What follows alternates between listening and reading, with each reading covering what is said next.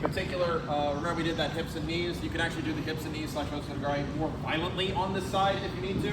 So maybe Augustus stabs in, but I'm too far away to get the roll. His elbow's already strongly in place and he got way closer than I wanted him to, okay? I shouldn't waste time trying to roll him over. Instead, I'm gonna drag it down. And then I'm gonna just go ahead and go straight for the throw. And he's gonna go over. That one's meant to be pure combatives every single time. I am essentially punching the guy behind him, right? Things like that. Alternatively, there are other sort of little tricksy things. You still have a leg pick on this side. It looks a little bit different, but same idea. I block, take that leg, and I'm just trying to shove his elbow over, basically. There is also, this is one of the few times you will see a strike employed by preference. I'm going for a liver shot here in particular. Don't worry, Augustus, I'll be nice, right? This is one of the other times very few times you cross block, okay? When that stab comes in, because I'm safe, I can step up into this and get that shot. This is not the fight ender. If I have my dagger in my hand, it's the fight ender. But I'm gonna hit, and then I'm gonna go ahead and then spring right back into whatever I'm gonna do, right? That only happens because of the alignment we're in. I wouldn't wanna try this on the other side because there's no off button there. I mean, it's gonna hurt, but it's not the same, right? I just get that little fun opportunity. Does this all make sense? Okay, wonderful. So now we're gonna move into sword grip, where things get scary, right? Whenever someone stabs in sword grip, by preference, you are always trying to block with both hands, okay?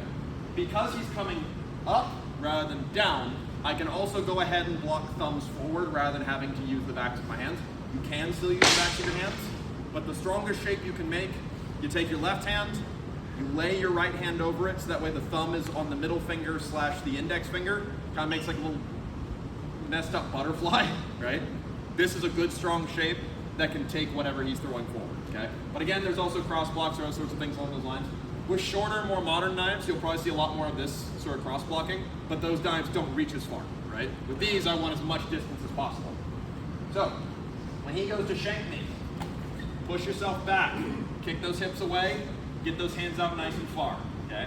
This is the kind of shape I'm looking for. Rule number 1, as soon as you have stopped that dagger, it needs to go anywhere else.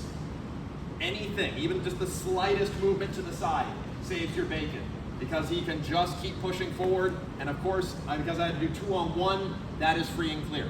So as soon as I stop it, some sort of movement, okay? Coincidentally, if I take it off to this side, I get that same opportunity I just talked about. If I take it off to this side, I get the same opportunity we talked about before, or leg, right? All those sorts of wonderful things. But we're gonna do a takeaway instead. Very fun takeaway, because it's weird, right?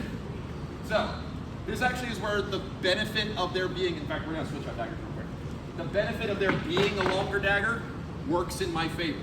A longer dagger or longer sword is a longer lever, and a lever works at both ends. So, when he stabs at me, I don't get stabbed. Left hand stays death grip. Right hand comes up to the tip. I'm going to pull this up as I push this down, and I just invert it on. From here, you don't actually actively stab. You just pass forward, right? Or crack him in the head or whatever else you want to do, right? This, if you want to block slightly off the side, is a good idea, but ideally the timing should be such it doesn't move. But again, stab comes in, hop, slide, in. It's the same concept you were using on the first one. You would like it braced against your chest as soon as you finish, okay? Does this make sense, everybody? The closer to the tip you grab, the better a lever you have. Remember, we're working with daggers, not knives. Daggers are meant for penetration. They do have sharp edges sometimes, but that edge is still. I have time to grab it. And furthermore, you know, if I gotta make a choice between getting cut in the hand or, you know, dying, I know which one I'm picking. Close to the tip is better. So one more time, he stabs in, pick away, left hand death grip, right hand to tip. See, I'm kind of pinching like this. Grab, pull up with left hand, push down with right hand, as flat as you can. Brace on the chest, you're good to hook. Make sense, everybody? Yes, it is.